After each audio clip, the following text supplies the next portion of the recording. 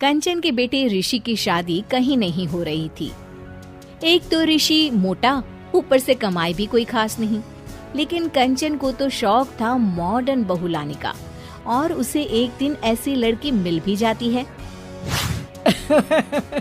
हमें तो आपका ऋषि बहुत पसंद है, लेकिन मैं आपको साफ साफ बता देती हूँ, मेरी बेटी के शौक थोड़े से अलग है बहन जी। अरे बहन, हमें सब पसंद है। आपकी प्रियंका जैसी लड़की की तलाश मुझे कब से थी। जींस पहनकर अंग्रेजी में गिटर पिटर बोला करे। अरे बहन, जरा सुन तो लो, मेरी बेटी के शौक क्या क्या है। अरे नहीं नहीं बहन, बस लड़की को देख लिया तो सब कुछ देख लिया। आप ना शादी की तैयारी करो, और वो जरा सामान की लिस्ट भी दी है ना मैंने। हाँ बहन जी, सारा सामान शादी से एक दिन पहले ही आपके दरवाजे आ जाएगा। मजा आ गया, मजा आ गया। अब तो बस आप शादी की तैयारी करो। प्रियंका के माता पिता के जाने के बाद कंचन का पति उससे कहता है, अरे भाग्यवान, तुम तो कुछ ज्यादा ही जल्दी दिखा रही थी शादी की। अरे बोलने तो देती, लड़की की माँ क्या बोलना चाह रही थी। अरे आप चुप रहिए जी, कुछ पता भी है आपको, बस मुफ्त में बोले जा रहे हैं। मेरी दोस्त शशि की बहू देखी, लंबी पतली और पढ़ी लिखी, हजारों में कमाई और संस्कारी भी। अरे पर जब वो मेरी बहू देखेगी तो जल भुन जाएगी। लेकिन तुम तो शादी ऋषि के लिए कर रही हो ना, या शशि के लिए? तुम्हारा लड़का कुछ कमाता भी नहीं है, और शरीर भी भगवान की दुआ से फूलता ही जा रहा है। फिर बोले आप हैं? फिर बोले आप?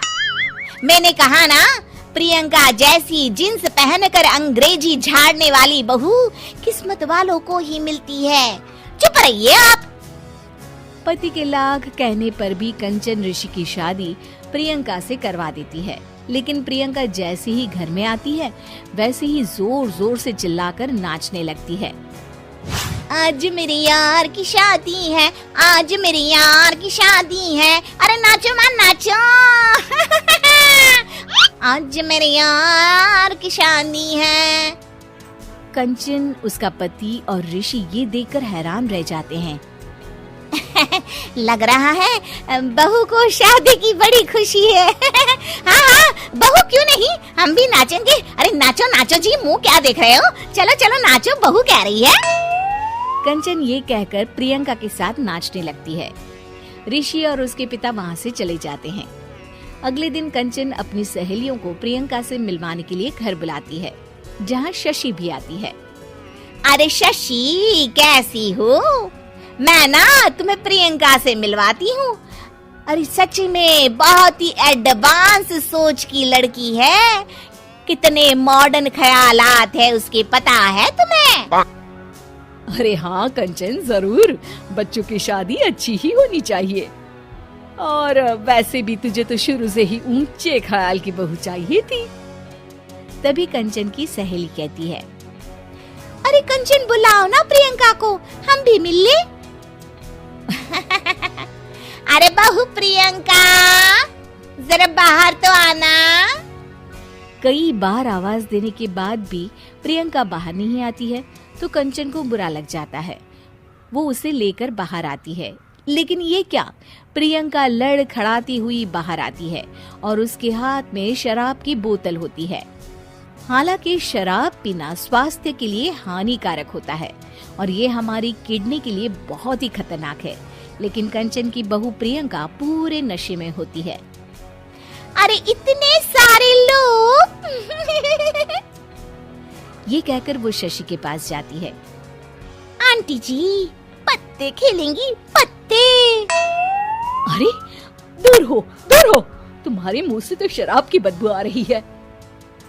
अरे कंचन, माना तुम्हें मॉडर्न बहू चाहिए, लेकिन आधुनिकता का मतलब ये तो नहीं ना।